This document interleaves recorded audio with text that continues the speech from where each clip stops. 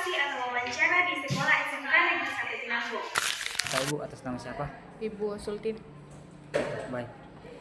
Kami ada beberapa pertanyaan atau wawancara, Bu, tentang yang ada di sekolah ini atau di metode yang Ibu gunakan untuk belajar. Yang pertama itu tentang motivasi. Nah, apa motivasinya Ibu sendiri sehingga bisa menjadi sebagai guru agama? Satu paling pertama ridullah, satu yang selalu saya pegang bahwa ridullah ridul walidain. Karena jujur saja dari awal saya tidak punya cita-cita, tidak punya planning ke depan kalau saya mau jadi guru. Itu satu. Tapi saya suka sharing. Karena kalau misalkan kita selalu membiasakan diri kita bahwa di satu tempat itu saya adalah guru, itu agak susah. Terkecuali kalau misalkan sharing. Saya lebih suka awalnya saya lebih suka sharing. Kemudian yang kedua, motivasiku adalah guru-guruku itu sendiri yang ada di sekolah sebelumnya. Kemudian kebetulan saya alumni SMA 1 Tinambung yang memang punya pengalaman interaksi dengan guru saya pribadi, guru PAI, wali kelas dan sebagainya, itu yang cukup akrab dan cukup baik. Jadi saya jadi guru sekarang itu hanya mengaktualisasikan apa yang telah saya dapatkan pada saat saya jadi siswa. Saya mencoba, saya senang pada saat jadi siswa, saya merasa aman dan nyaman, begitupun saya jadi guru. Jadi seperti itu kalau misalkan motivasinya lebih ke orang tua, kemudian lebih ke guruku sendiri. Kalau misalkan peranan pribadi, saya hanya mencoba bagaimana menjadi teman belajar yang baik untuk peserta didik saya. Tapi yang kedua itu ketika Ibu mengajar dalam ruangan. Nah, metode yang sering Ibu gunakan dalam ruangan ketika mengajar, metode apa saja Ibu yang Ibu lakukan? Metode yang paling dasar, yang paling sering saya gunakan itu ada talaki, face to face. Karena setiap materi di PAI itu ada ayatnya, kemudian ada dalil dan naklinya.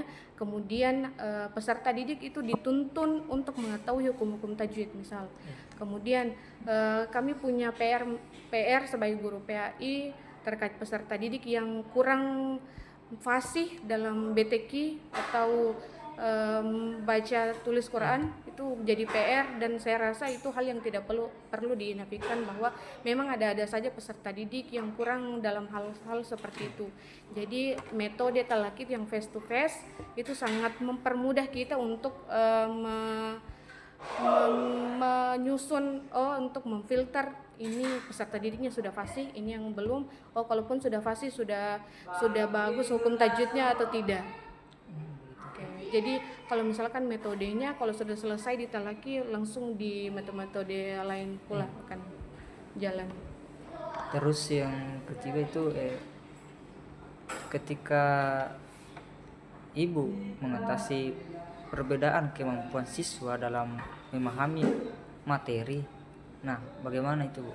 Ketika mahasiswa Sama halnya misalkan di pertemuan pertama, entah itu di kelas 10 atau kelas 11, kita kan adakan pertemuan pertama itu kuesioner atau asesmen terlebih dahulu, sejauh mana peserta didik mampu untuk memahami. Atau misalkan kita fokus di kelas 10 saja ya, fokus di kelas 10 asesmen, misalkan kita menyusun asesmen untuk mengetahui pengetahuan PAI, pendidikan agama Islam itu terkait peserta ini sejauh mana, misalkan pendidikan dasar. Misalkan di kelas 10 materi awalnya itu fastabiqul khairat, berlomba-lomba dalam kebaikan. Sudah sejauh mana peserta didik tahu bahwa kategori-kategori ini, keadaan-keadaan seperti inilah yang masuk dalam materi fastabiqul khairat atau berlomba-lomba dalam kebaikan. Nah, timbul pertanyaan selanjutnya, bagaimana saya memfilter, mengetahui kemampuan peserta didik yang berbeda-beda. Asesmen awal sudah pasti secara tidak langsung saya bisa, sudah ini yang bisa, ini yang bisa. Kemudian akan diberikan materi-materi khusus yang memang peserta didik yang termasuk dalam kategori cukup mahir, cakap dan lain sebagainya, itu akan diberikan materi khusus, karena di PAI itu tidak fokus pada penyelesaian materi saja, akan tetapi membuka peserta didik untuk menyelesaikan materi yang memang bisa direlevansikan dalam kehidupan sehari-hari. Oke, sampai situ. Oke, masih ada? Sudah cukup Bu. Baik, itu tadi hasil wawancara atau observasi kami di SMKN 1 Tinambung. Kurang dan lebihnya mohon dimaafkan. Wassalamualaikum warahmatullahi wabarakatuh.